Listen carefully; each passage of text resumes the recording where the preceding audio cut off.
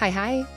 You're listening to the Corporate Cleanse podcast, where we talk about the pros and cons of corporate life and how I, a former fancy executive, hit full burnout and am now on a journey to explore how we all can maintain our sanity and sense of self, all while climbing the corporate ladder. I hope you enjoy listening along with me and know that everyone needs, occasionally, a corporate cleanse.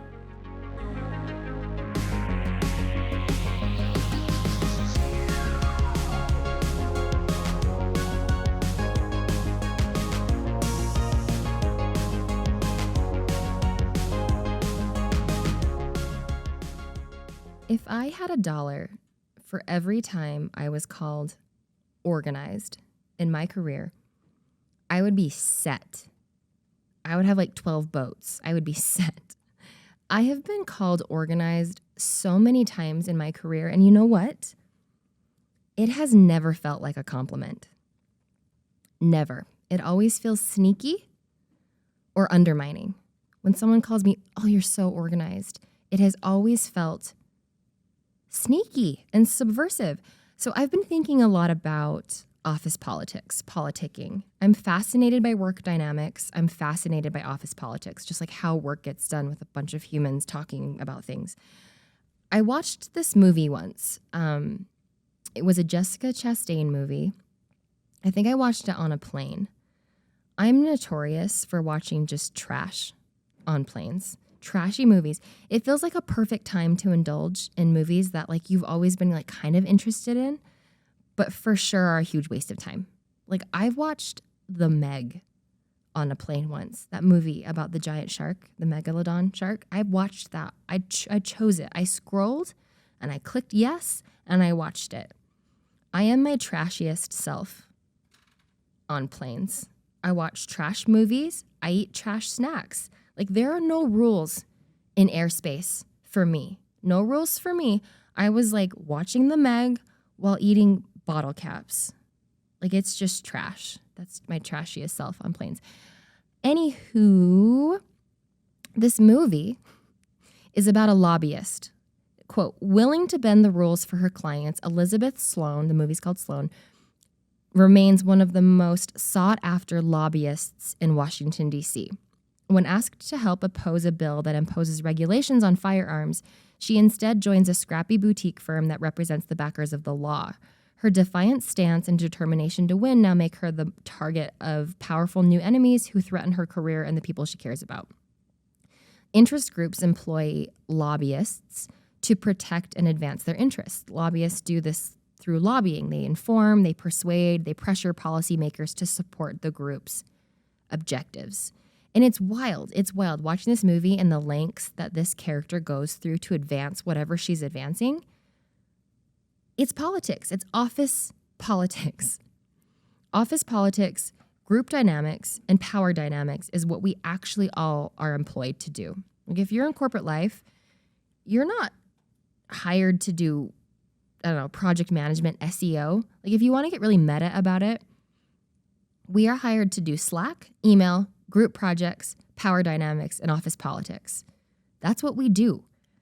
And one of the most influential things I have seen wielded in organizations is the use of labels and stereotypes.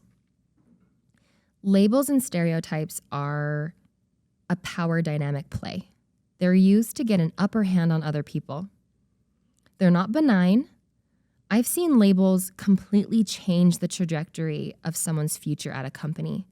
Their ability to be promoted, how leadership talked about them behind closed doors, how their team respected them or didn't respect them, all from a label. One label, if you remember, that I was called once in my career, a pencil pusher, I was called a pencil pusher, drove me to my lowest of low in pettiness, where I stopped capitalizing that person's name in emails. This person called me a pencil pusher, and I was so scarred that I was that petty. Labels matter. They are used for a reason. They can absolutely influence the trajectory of your career, and they can really do a number on your self-worth, your sense of identity. And man, they stick. Like labels, once you're labeled something once, they're hard to shake. both like internally with you constantly thinking about that and externally of how people perceive you. So that's what I want to talk about today. I want to talk about how to combat damaging labels in the workplace. So the danger of labels. I've seen labels used in one of two ways, sometimes both. Number one is to get an upper hand on someone, to put someone down or lower the playing field, right? Again, power dynamics, to put sort of yourself on a higher plane than this person because they're, XYZ, and you label them. Or number two, to put someone in a box that that person feels more comfortable with. Like if someone is acting in a way that, triggers unconscious bias, then that person needs to make sense of that person and put them in a box. A good example of this is like many people in the workplace can't comprehend an assertive woman. And so you're put into a box that people can understand as aggressive, overly emotional, right? That's sort of how you're simplified so that you being a dynamic person that can be whatever the hell you want to be is simplified for the sake of another person. So let's first talk about the political way of using labels. Number one, to get an upper hand on someone. I have talked about this before, but perception absolutely matters in business because business functions and decisions don't have an objective truth. Then all we have is our perception, right? Like who is perceived as the best leader? Who is perceived as the best communicator? Who is perceived to be a rock star? Who is perceived to be, the best salesperson? Who is perceived as punching above their weight? Effectively combating labels is a huge tool in managing your perception. And we just talked about it, perception matters. If how you are perceived and how your accomplishments are perceived, because for all of the talk of meritocracy, there is no objective measuring stick at organizations. There just isn't. But your perception and how you craft that perception will dictate your path. You have to craft your perception with intention because that perception, how you are perceived by leadership, your manager, the CFO, the CEO, will dictate if you get selected for that high-profile project, if you are considered when asking for a raise, if you are considered for the next management role. So if you're sitting there thinking, no, my work will shine, not so. Your work will help, but your perception of you and your work actually is what matters. So when you go through and ask for a raise, whether let's say you've done the work and you go and ask for a raise, if you're not perceived as having done that work, you're not going to get that raise. So you've got to go out and politic and talk about your work and talk about the impact so that when you ask for a raise, people are like, I perceive that you have done work and I will give you this raise. One way labels damage is labels can limit someone's potential by defining them solely based on a particular role or a skill set or a perception. I've seen this one a lot. These types of labels limit your opportunities for growth, for development, and for advancement. And these ones tend to be sticky, especially if you stay at a company for a long time. Some examples. My favorite, labeling someone as organized. Again, I have been called organized and it has never felt like a compliment. What has resulted from this label, being called this label, is being relegated to administrative work. Early in my career, I was relegated to a lot of administrative work. Oh, you order lunch for everyone, Jen, because you're the most organized. Oh, you put together the customer offsite because you are the most organized. You manage the swag for the company. You schedule the meetings. You take notes in this meeting. I truly don't know when this happened, but it's reality. Administrative work is not looked at as highly as other things, which that's a conversation for another time. Administrative work is work. I don't want to downplay that, but the perception of administrative work is not that. And it really sucks because, again, administrative work is skilled work. But people who are looked at as organized typically stay in coordinator roles longer. or support roles like executive assistants, event coordinators, project managers. Again, it's not fair or right, but it's harder for leaders to make the jump from she's organized to she has leadership potential, which like sucks because I want an organized leader, but making that perception of this person is organized puts you in this sort of like corporate box that is hard to break out of. It's hard to be promoted. It's hard to get a next step in your career. And I am damn organized. Like, I'm not going to shy away from that. It's a hard-earned skill. Let me walk you through what this looks like, okay? My daughter has a bake sale, let's say. Average person goes to the store to buy cookies. My brain? Okay, I know I have sugar in the pantry. The brown sugar I purchased on the pantry has gone hard, but I have some light brown sugar from the recipe I wanted to make 3 months ago, and I haven't opened it.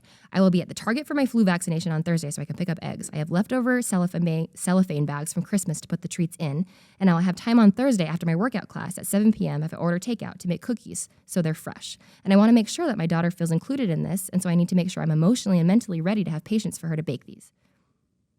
That is what goes on in my mind when someone says, hey, we're having a bake sale. That is organized as hell. And that is skilled, okay? But being called organized has always felt a little bit like benevolent sexism, right? Like where someone delivers this as a compliment and you're like, that kind of felt good, but not really. Benevolent sexism is tricky. This is a more subtle form of sexism that often comes from a good place, right? Includes subjectively positive attitudes of gender that can actually be damaging to individuals, particularly women. And to gender equality more generally. Like some of you might be like, Jen, that's a compliment. And most of the time the language or actions are subtle, unconscious, and habitual. But this type of sexism, there's an underlying assumption that women are inferior in some way and should be limited to certain roles and tasks and that they need assistance or protection. Keeping women in this organized box has always felt like a benevolent sexism, like a compliment, but it's also to keep you in a box, right? Like, I'm going to praise you as long as you stay over there. As long as you stay in executive assistant roles, as long as you stay in event coordinator roles, I'm going to give you praise. But I'm actually never going to consider you for a leadership role. I'm never going to attach leadership characteristics to you. I'm never going to pay you what you actually deserve for being so damn organized. It keeps us in a box, but in a pretty fluffy box, right? Like it's not good, but it feels good, but it's not good. So I have flipped this on its head for my career, okay? To manage away from being considered organized, because something about this label, again, particularly for women, keeps us low potential, keeps us in support roles. So if you have ambitions for more than support roles, okay, switch from organized to operational. Every time someone calls you organized, flip it to operational. Operational basically says the same thing. All of those 19 steps that I think about when I am engaging in a bake sale, that is operational. But operational, the word, the label, carries all the connotations of high potential leadership potential.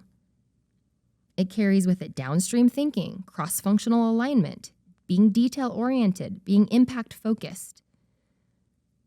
So if you have been put in the organized box, start making the flip because perception of operational will serve you better. You don't have to change anything about you. Like, again, I would choose an organized individual over a disorganized individual every single day. So don't have to change, but just switching to using a more leadership attributed term or label will serve you better. Operational 100% serves you better. So behaviors can be the same, your skill set can be the same, but just making the switch in how you talk about yourself and how you allow others to talk about yourself will make a change, will serve you better.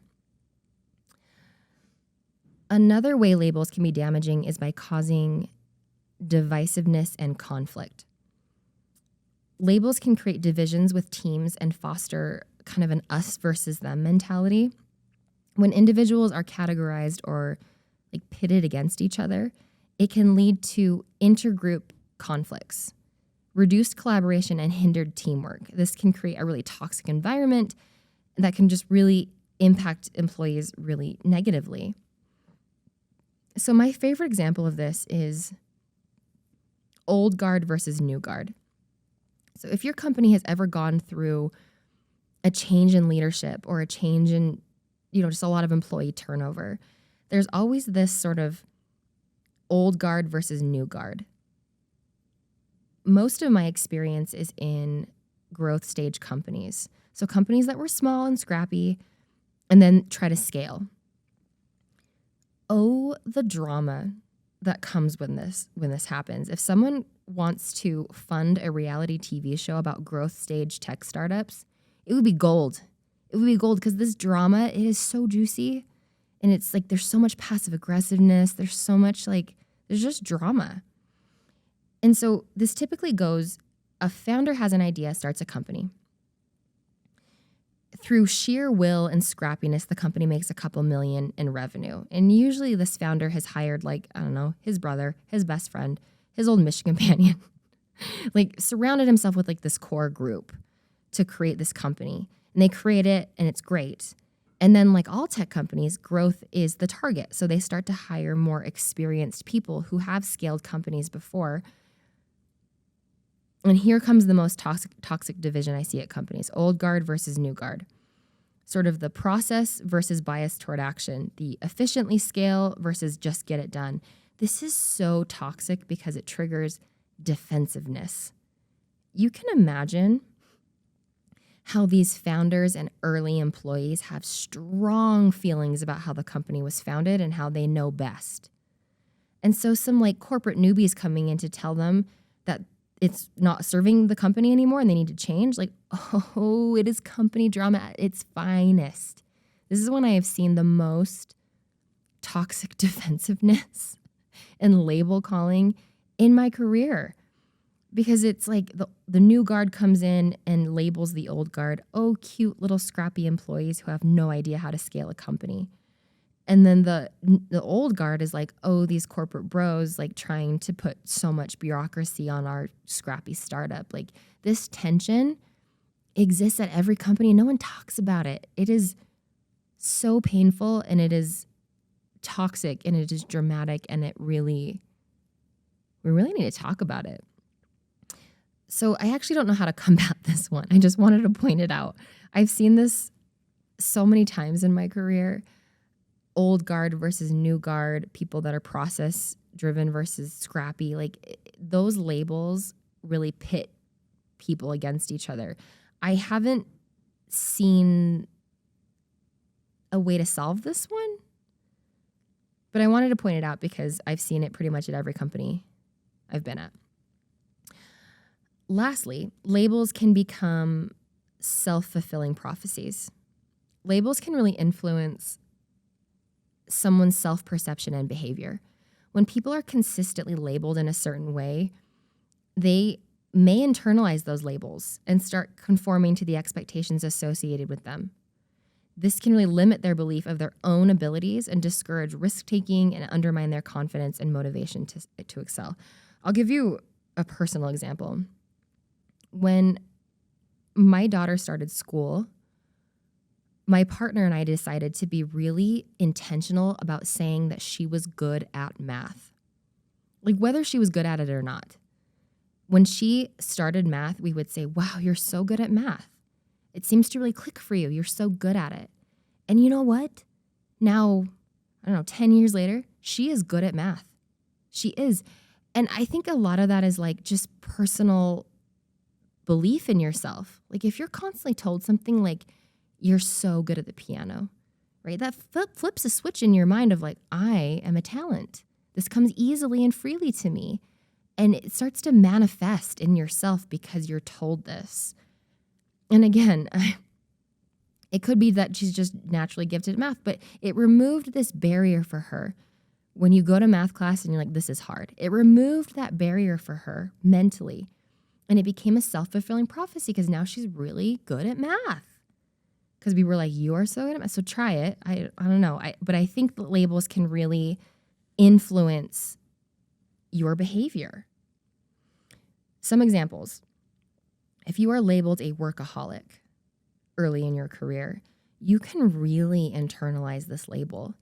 Working once late at night and having your boss praise you and hold you up as like the shining example can really start to drive your future decisions. If you're labeled a workaholic and somebody wants you to stay late at work and you're like, well, someone called me a workaholic and praised me for it, so I guess I'm going to stay late. That will affect how you manage your time and if you work late on occasion or all the time.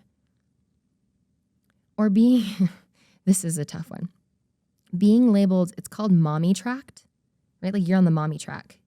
Like you started a company, but you're of birthing age and you have mentioned maybe once that you want to have kids. You get mommy tracked like that, where you're like written off. Like, oh, this person isn't invested in the company. I've seen so many women be labeled for being focused on family and sharing that they want to have kids or more kids after they had one, or adopting kids. The way this affects perception is sneaky, but it's effective. It can limit your ability to be promoted and to have higher earning potential. Like if you're constantly being labeled mommy tracked, you maybe won't go after that promotion. You won't seek for your higher salary pay bumps or your raises or your bonuses. So when the time comes to have kids, you're deciding between a lower pay and a lower title, and then staying home with your family. And so like if your pay is low and your title isn't great because you've been mommy tracked and that label affected you, you're going to probably choose to stay home with your kids because it makes more fiscal sense to stop working. Whereas if you weren't labeled mommy tracked, you may have gone after that promotion. You may have gotten a better raise. So when the decision came, it's like, well, it actually makes sense for me to work. That one can really become an effective way to limit your potential and to become a really sad, self-fulfilling prophecy where you don't have the choice that you should have between working, staying at home, or doing both. Now let's talk about using labels to stereotype, to stigmatize, and sort of how unconscious bias plays into this. Unconscious bias. I will do a whole episode on unconscious bias because I might as well wear a shirt that says unconscious bias. Ask me about it. I love this topic. But in short, for the purposes of this episode, unconscious bias refers to the biases or prejudices that individuals hold without being consciously aware of them. These biases are often based on stereotypes and ingrained societal attitudes and can influence our perceptions, judgments, and decision-making processes. Unconscious bias occurs automatically and unintentionally and is often triggered by factors like race, gender, age, appearance, sexual preference. It is really important to note that unconscious biases are not indicative of intentional discrimination or prejudice. They are a result of our exposure to societal stereotypes and conditioning. However, they can still have detrimental effects, perpetuating inequality and limiting opportunities for marginalized groups. Again, corporate America was built by and for a specific type of person. And if you don't fit that mold, unconscious bias will exist. So these types of labels often come from preconceived notions and stereotypes and stigmas. When individuals are labeled based on their gender, ethnicity, age, or other characteristics like mental health conditions, disabilities, or personal circumstances, it can lead to biased assumptions about their abilities, their skills, and their potential. Stereotyping can limit opportunities for individuals and perpetuate discrimination and inequality in the workplace. I want to go through some examples here of like the damaging label and how to flip the script. And the damaging labels that often we get labeled because of unconscious bias and prejudices. One I've seen that was maddening, I'm still mad about it.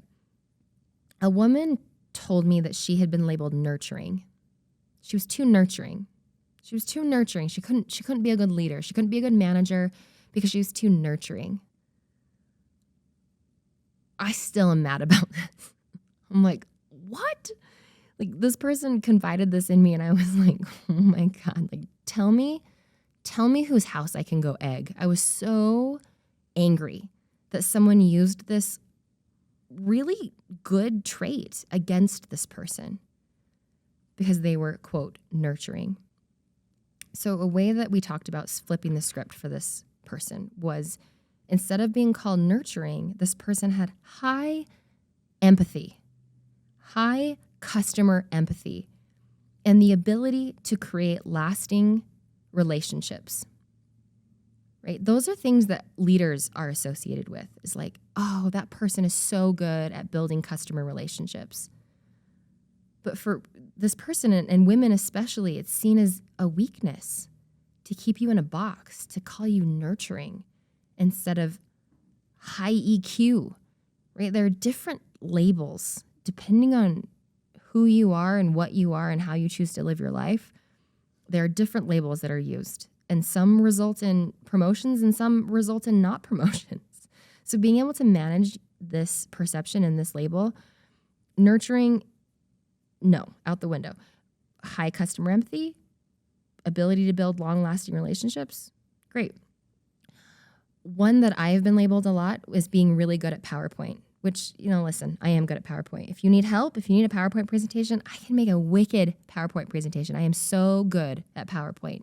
But it never feels like a compliment. Like, I had a boss once that was like, looks like you spent a lot of time on this PowerPoint. Like, kind of in a derogatory way. I was like, did I spend a lot of time communicating a complicated idea to get leadership all in the same rowing in the same direction? Yes, I did. Right? When someone tries to put you down, like, oh, you're good at PowerPoint. Oh, I'm good at conveying complicated ideas and speaking persuasively. Yes, I am. Yes, I am. Flip the script. Emotional. This one I have been called many times. You're too emotional, Jen. I don't love the term passionate. I've seen this a lot too. Like, women, you're not emotional, you're passionate. It's healthy to express emotions, and I think we should all be just more straight up about that. Like, if people call you emotional, be like, yeah. Do I process my emotions healthily, in a healthy way, instead of bottling them up? Yes, I do. And just owning that. If someone calls you emotional, be like, yeah, I have learned to process emotions in a healthy way. And own it. And none of that affects my ability to think clearly and to think rationally. If anything, learning to process emotions is a leg up as a leader. Needy. I've also been called needy in my career. Like asking for a pay bump or asking to be paid the same as my peers. Needy. I switched this to high context. You're a high context employee. If you need a lot of information, if you need to get paid, if you need to ask questions, you're not needy. You're just high context. You like context. The favorite, being labeled the favorite or the kiss ass or the brown noser. Flip that to assertive and ambitious. I know what I want. I know what I want. There's nothing wrong with that. I've seen this one a lot. More junior. Oh, they're just more junior. This is ageist as hell, first of all. I think ageist is always being talked about as like discriminating against based on your age if you're, older. I think ageism also can be younger too. Like if you're just constantly being told you're just more junior. Flip that to I am curious. I'm a lifelong learner. I have low ego, right? Don't let someone call you junior just because you present a little younger than you are or for the role that you're in. You're curious, lifelong learner. Quiet. I've seen a lot of labels around people who aren't natural extroverts, that they're quiet or shy or timid. Not so. I actually would definitely prefer someone that didn't need to talk my ear off. Flip being quiet or timid to discerning and mindful. Like if you don't need to talk in every meeting, good for you. You've become very discerning about when to use your voice and when to not. You've become very mindful about reading the room and how to say something and when to say it.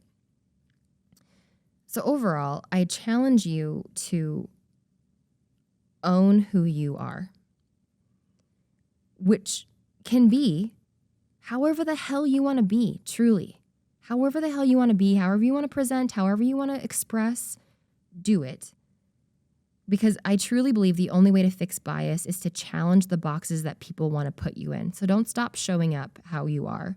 Don't stop owning who you are. Don't stop expressing however you want. I want you to challenge the boxes that people put you in by being you. Not by trying to hide you. Not by trying to box yourself in so you're more digestible.